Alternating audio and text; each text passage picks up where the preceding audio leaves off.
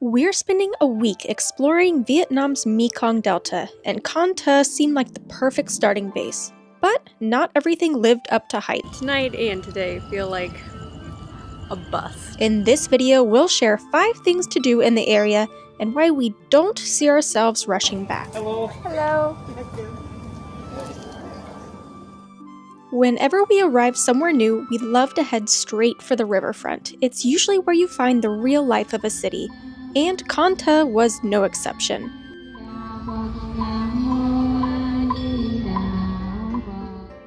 What we found were loads of small wooden boats called Sampans along the banks of the Hao River.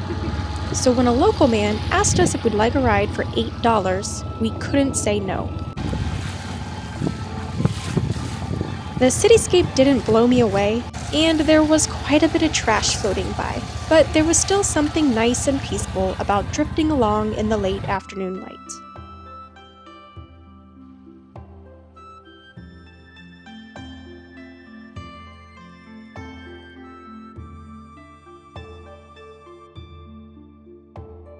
We were able to get up close to the suspension bridge and watch life slow down as the sun began to set.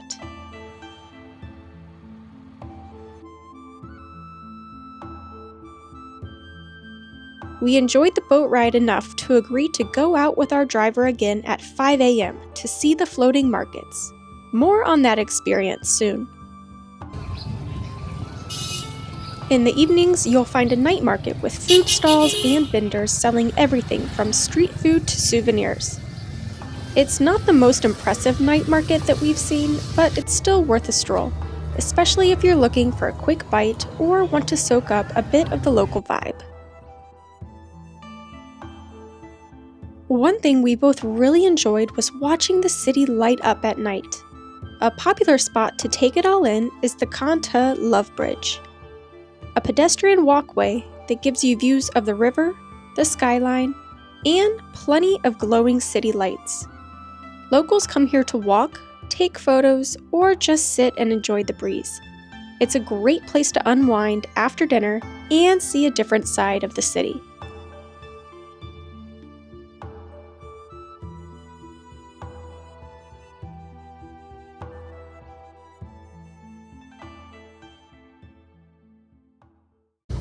It's nearly 5 a.m. now. We're just making our way down to the wharf, to the waterfront for our boat, but we really get to see how early everyone starts to stir here when we're usually fast asleep.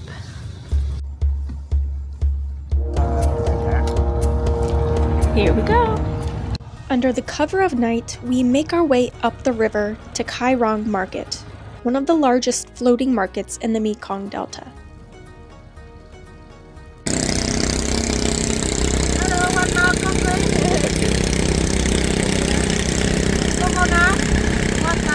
you want coconut water, Jimmy, or anything?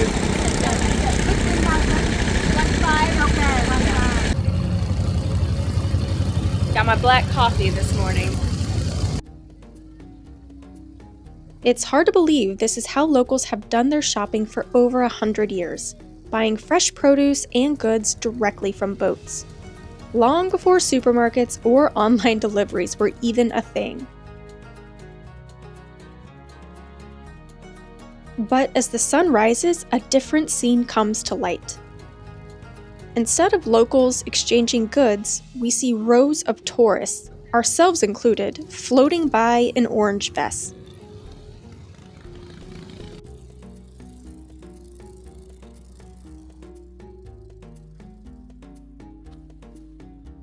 We are all brought to floating stores where we're encouraged to shop, and I do. Maybe out of guilt, or maybe because I feel like if I don't shop, then what's the point of being here?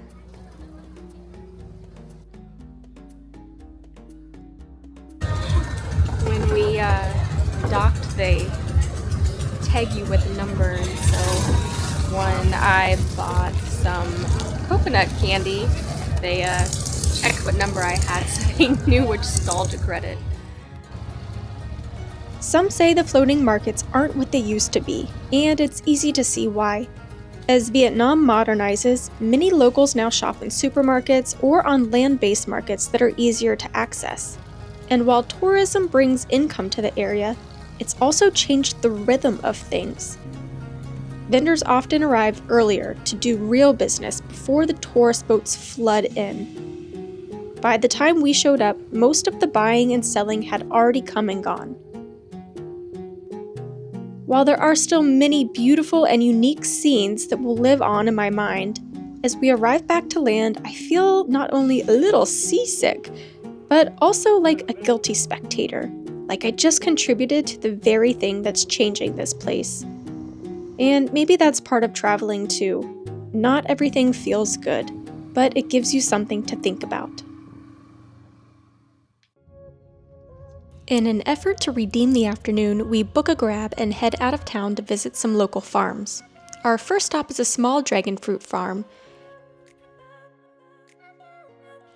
Though it gets off to a bit of an awkward start, it feels like we've caught the owner off guard.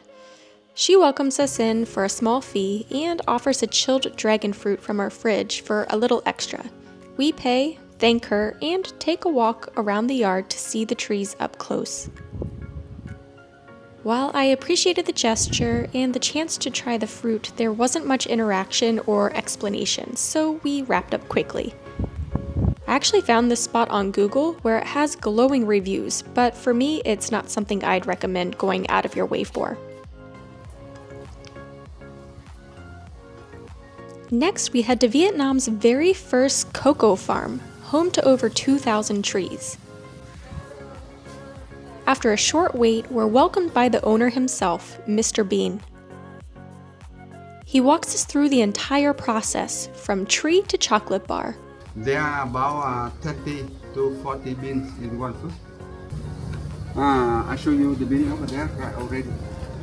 This is the raw cacao. Raw cacao. 45 minutes to 1 hour. Wow. This is the roasted bean without shell. Roasted bean without shell. I see. Someone told me this is the super food in the ramen. Yes. Yes. Super food. One. Right? Septic.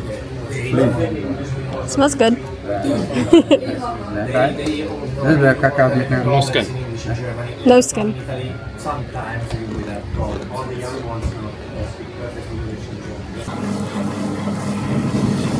This is the cacao liquid, 100% cacao. It's a bitter, very strong. Yes. Very strong. And gives us time to wander the farm and try a few samples. This is the hot cacao without sugar. Thank you. And this with a little sugar. Thank you. And this is the chocolate candy, dark chocolate. 70% cacao. Right.